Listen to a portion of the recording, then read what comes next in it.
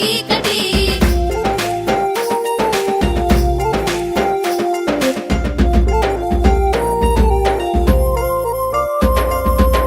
పద్దెనిమిది ఏళ్లు నిండిన ప్రతి స్త్రీకి 1500 ఆడబిడ్డ నిధిగా తెచ్చి అందించే ఆత్మగౌరవం. చదువుకునే ప్రతి బిడ్డకి ఏటా 15,000. ప్రతి తల్లికి వందనమంటూ చంద్రన్న తెచ్చెను పథకం.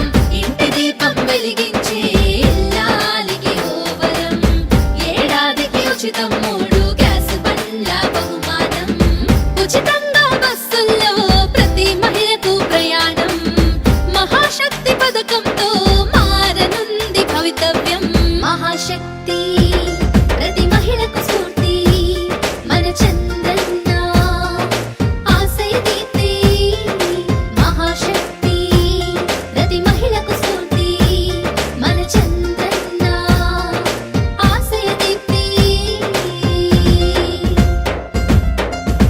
మనమంతా కూడా రైతులు కట్టి ఎంతో మంది మనకి నీళ్ళ సమస్య కూడా ఉండదు కాబట్టి మనం ఆ రోజంతా కూర్చొని మనం మాట్లాడి ఎంతో మంది రైతులు కూడా మనకు కాలు వస్తుందంటే రైతులు ఇచ్చిన దేవుళ్ళు కూడా ఇక్కడే ఉన్నారు. రైతులు ఎన్నో భూములు కూడా ఇచ్చారు. కనీసం ఈ రోజు దాకా వాళ్ళకి 1 రూపాయి పడకపోయినా మళ్ళీ మాది వస్తుంది మాకు ఇస్తారని ఒక నమ్మకంతో మీరందరూ కూడా ఉండిన దానికి కూడా చాలా సంతోషం. మన పేరు ప్రాజెక్ట్ అనేది నీళ్ళు వస్తే మన రైతాంగం అంతా కూడా బాగుంటుందని మనం కూడా దాదాపు 804 కోట్ల రూపాయలు మనం శాంక్షన్ చేస్తే శాంక్షనే కాకోకుండా చాలా వరకు వర్క్ కూడా జరిగింది. దాదాపు 70% పైన పనులు కూడా అయినాయి. ఇంకా కేవలం మళ్ళీ మనమే వచ్చింటే మన ప్రభుత్వం వచ్చింటే మీకు అందరికీ కూడా నీళ్లు కాలువలో నీళ్లు వస్తే రైతన్నలు కూడా ఎంతో మంది ఉన్నారు కూడా పంటలు పెట్టుకునే పరిస్థితులు కూడా ఏర్పడేటివి. కానీ ఈ రోజు మన పరిస్థితి ఏమైంది, ఎంత దారుణంగా అంటే అంత దారుణంగా రైతాంగాన్ని కూడా అయిపోయింది.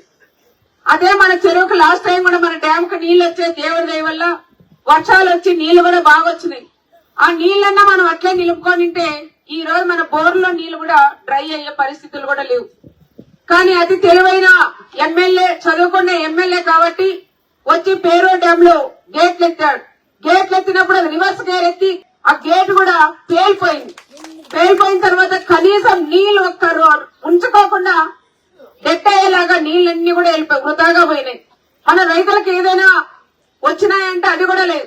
మన పిల్ల కాలువలు చేస్తానన్నారు, పిల్ల కాలువ లేదు, వాళ్ళ నాన్న కాలువలు లేవు అనేటట్లు కూడా మనం ఆలోచన చేయాలి. ఇవన్నీ ప్రకాష్ రెడ్డి చెప్పారు, మీరంతా కూడా నమ్మారు. తప్పకుండా చేస్తారని మీకు ఒక నమ్మకం వచ్చింది.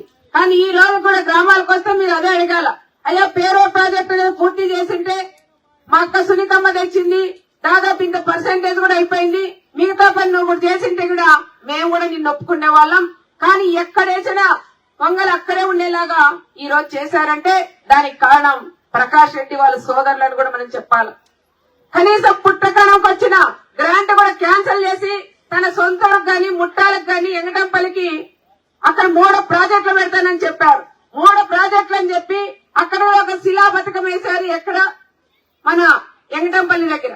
కానీ ఆ రోజు వేసిన శిలా పథకమే గానీ ఆగిపోయింది. కానీ కనీసం ఒక్క శిలక పారితే మట్టి కూడా తీసే పరిస్థితుల్లో ఈ దుర్మార్గుడు కూడా లేదని మీకందరికీ కూడా చెప్తున్నాం.